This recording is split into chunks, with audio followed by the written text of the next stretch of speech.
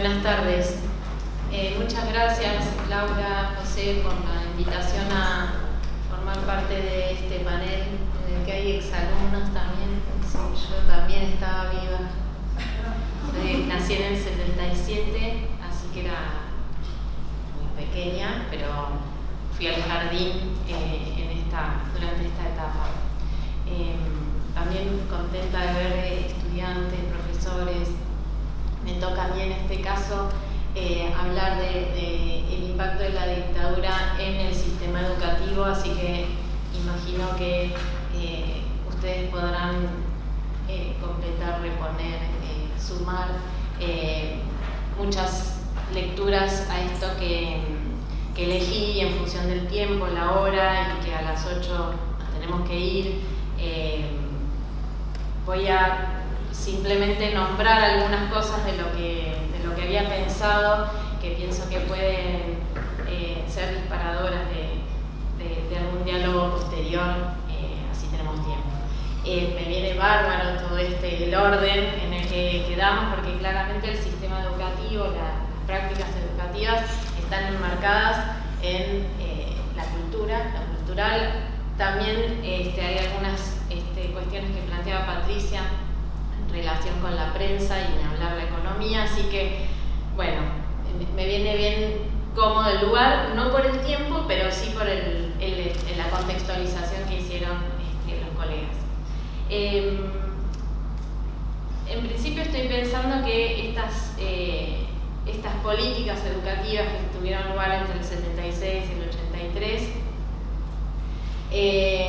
lo que buscaron hacer fue ejercer un control pleno sobre el sistema, sobre los actores, sobre las instituciones, control que no solo es ideológico, sino que también se hizo sobre el comportamiento y las relaciones entre los actores del sistema. Entonces, yo les propongo que pensemos todo el tiempo en estos dos niveles de análisis: por un lado la estructura del sistema, la administración, su organización, pero también de la vida cotidiana, pensándola también desde una categoría conceptual, ¿no? Como la vida cotidiana, no como un simple anecdotario, sino como esto puede permitirnos entender una situación, un contexto, un fenómeno. En ese sentido también es importante aclarar que lo que viene a proponer el proyecto con el golpe de Estado en materia educativa no es algo novedoso, sino que en los años previos también, digamos, uno puede ver estas intervenciones, estos espacios de censura que ya estaban planteados, pero además porque el dispositivo escolar es un dispositivo que ya en sí mismo, desde sus orígenes en la modernidad, piensa o está pensando en una escuela que disciplina y que es disciplinadora, ¿no? Disciplinada y disciplinadora es un texto que han leído mis estudiantes que están por acá, de pedagogía. Entonces partamos de la base que el sistema educativo, las escuelas tienen de por sí una base en torno a la disciplina, a la autoridad, digamos, que ya existía, y lo que viene a hacer la dictadura es, en todo caso, a reforzar algunas de estas prácticas y algunas de estas estrategias. Uno podría pensar, y alguna cuestión primera para decir en torno a esta estructura, este impacto en la estructura y en la burocracia de todo el sistema, tiene que ver con la militarización.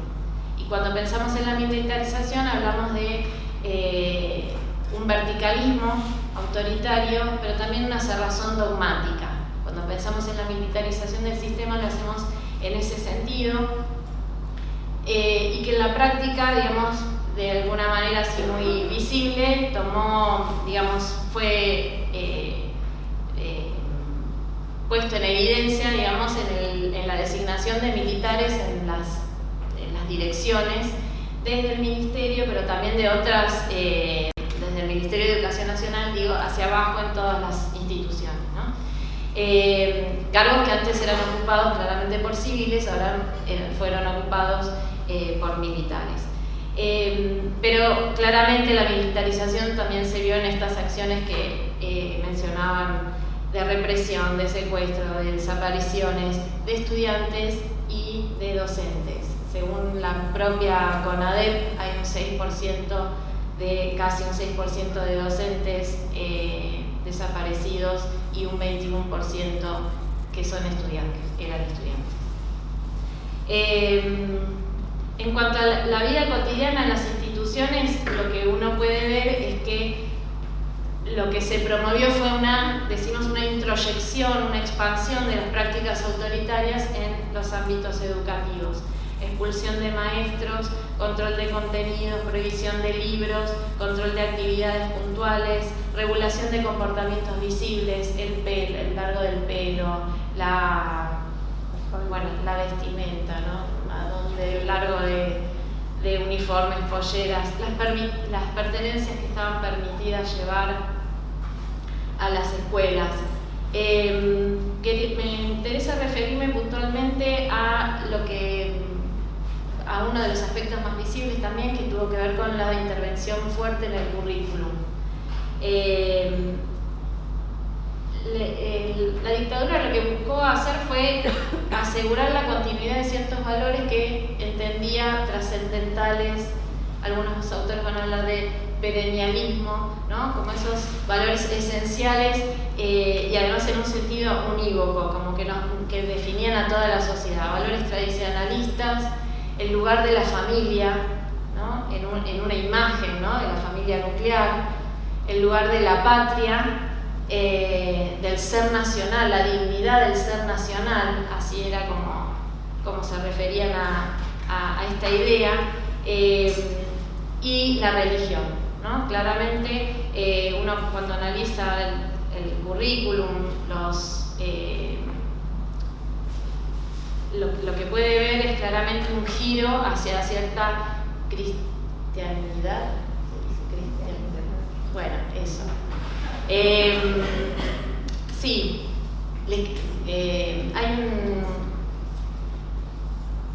hay un recorte ahí de estos boletines que aparecían documentos que fueron accesibles más tarde de la Secretaría Nacional de Educación Privada, que funcionaba como una especie de CIDE, ¿no? de entidad así medio clandestina, medio paralelo, por el cual cuenta, digamos, cómo desafectan, expulsan a 2 estudiantes del secundario cordobesas en este caso porque no quieren ir a arriar o izar la bandera. Una de las hermanas iba a la mañana, le tocaba izarla, la otra tenía que arriarla y ellas esgrimieron cuestiones religiosas para no hacerlo y fueron expulsadas de la escuela, de esa escuela a la que iban, pero también de cualquier otra escuela de la provincia, ¿no? Digo para ver muchas veces con qué fuerza aparecían estas cuestiones en las prácticas, en la vida cotidiana de las instituciones, ¿no? Claramente, además, en esta cuestión del currículum había palabras, conceptos, pero ideas que habían sido totalmente omitidas, o ya no podían estar más. Democracia, participación, compromiso, ¿no? Eran conceptos que se buscaban en estos manuales, que se prohibían, digo, para vincular con estos listados de libros prohibidos, libros recomendados, de libros aprobados, materias directamente que se quitaron, como podía ser ERSA, famosa ERSA, seguramente alguno de ustedes capaz que lo tuvo en el secundario, que fue cambiada por formación moral y cívica, primero cívica, después moral y cívica, ¿no? Bueno, interesante ver cómo en estos contenidos, en el programa, en el plan de estudios donde aparecen enunciadas estas materias, aparece otra vez esto que yo les comentaba recién de los valores trascendentales en torno a la nacionalidad, ¿no? La defensa, esta idea de defensa nacional, la dignidad del ser nacional, la familia y lo que nosotros conocemos en pedagogía como el personalismo de autores españoles como García II, por ejemplo, ¿no? Por otro lado, me gustaría referirme también a la formación docente, porque la dictadura pensó, necesitó, así como necesitaba de la prensa, también necesitaba contar con el sistema educativo en términos productivos, no solo represivos. Ana ya habló de esto suficientemente. La dictadura pensó al docente como un custodio de la soberanía nacional, ¿no? Entonces, pensaba en esta capacidad que tenían los docentes al habitar las instituciones de poder detectar al enemigo, y en ese sentido también pensó desde el currículum algunos ajustes que también tenían que ver con estas tradiciones y visiones conservadoras y tradicionalistas que explicaba recién. Y hay documentos como su versión en el ámbito educativo, que es del año 77, uno de los primeros que surgen. Tengo acá una copia, pero esto se accede en las redes, está directamente. Y otro muy interesante, menos conocido también, que es ya de la última etapa, en el año 80, lo que llamaron los deberes del educador. Se entendía que a los docentes les faltaba una mayor formación ética, dudando, ¿no?, de la formación que se venía teniendo. Entonces se agrega una materia que se llamaba deontología, algo así profesional, y en esa materia aparecen los deberes del educador. Interesante cómo son definidos, por esto que yo les planteaba de la unicidad en términos de valores, el peso de la formación en valores, una formación que es moralizante y donde los valores aparecen completamente ahistóricos, ¿no? Una cuestión bien esencialista para seguir. En su versión en el ámbito educativo, para volver sobre la vida cotidiana, aparece en el capítulo 3 cómo se describen las estrategias particulares que tiene la subversión para instalarse en el ámbito educativo, ¿no? El ámbito educativo, vuelvo a decir, terreno fértil para la insurrección marxista, en fin. Lo que es llamativo es cómo aparece identificado cada uno de los niveles. Para el nivel preescolar, así se llamaba en aquel momento, al nivel inicial, para el nivel primario, para el nivel secundario, para las instituciones de educación terciaria y también para la universidad, de la cual hablaron ya un montón y más conocido por el ámbito en el que estamos. A mí me gustaría detenerme específicamente en los niveles inicial y primario, que además es donde trabajo, investigo y demás. Leerles algunos cachitos, si me permiten. Dice, bueno, en el nivel preescolar y primario el accionar subversivo se desarrolla a través de maestros ideológicamente captados, que inciden sobre las mentes de los pequeños alumnos, fomentando el desarrollo de ideas o conductas rebeldes aptas para la acción que se desarrollará en niveles superiores. La comunicación es central porque ellos consideraban que se daba de manera directa y, por ejemplo, utilizando cuentos tendenciosos editados a tal fin. Mientras se prohibía Un elefante ocupa mucho espacio, el caso Gaspar, La torre de cubos de Laura de Betach, a Elsa Bornemann le daban un premio en Europa por la literatura infantil que ella producía, acá se prohibió. Bueno, se habla del listado de libros útiles, que lo que promueven es que los alumnos son ayudados a no tener miedo a la libertad, ¿no? A no tener miedo a la libertad, que los ayuden a querer, a pelear, a afirmar su ser, ¿no? Todo esto es visto como muy peligroso y por lo tanto todo el ámbito educativo termina siendo sospechoso de estas habilitaciones, ¿no? Y además otra vez vuelve a esta idea de modificar la escala de valores tradicionales, lo que hablábamos hace un ratito, familia, religión, nacionalidad y tradición. Estas eran las cuestiones que se alertaban a los docentes de inicial y de primario para que pudieran identificar y denunciar. Parte de la operación Claridad que comentaban hace un ratito tenía que ver con esto. Esos listados que daban en las instituciones y dice el documento que salió en el diario Clarín, paradójicamente, a 20 años de la dictadura, en el año 96, cómo funcionaba este mecanismo de esta operación Claridad, donde se decía que todo eso tenía que ser triturado, nunca tirado a la basura, siempre triturado, desarmado, ¿no? Para evitar esa circulación, eventualmente el olvido y la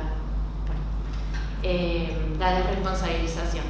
Ahora, yendo al nivel inicial y al nivel primario, a mí me gustaría detenerme un ratito y contar en estos niveles que creo que tal vez no ha sido tan tematizado. Durante la dictadura se sucede la primera transferencia de escuelas nacionales, escuelas que habían sido creadas por la ley Lainez 1905 y que desde educación decimos que fue una ley, un marco normativo que permitió la expansión de la escuela primaria y de la ley 1420. La ley 1420 se hace realidad en torno a su obligatoriedad y a la capacidad de incluir a los niños en la escuela gracias a esta otra ley Lainez de 1905 que habilita al territorio nacional a crear escuelas, a la nación a crear escuelas en territorio provincial. Estas escuelas en el año 78 son transferidas, todas las escuelas primarias, transferencia que después en la década del 90 es concluida con la transferencia de las escuelas secundarias de nación a provincia. Esa transferencia que se hizo se hizo con argumentos que tenían que ver con desburocratizar y en todo caso movilizar y generar participación.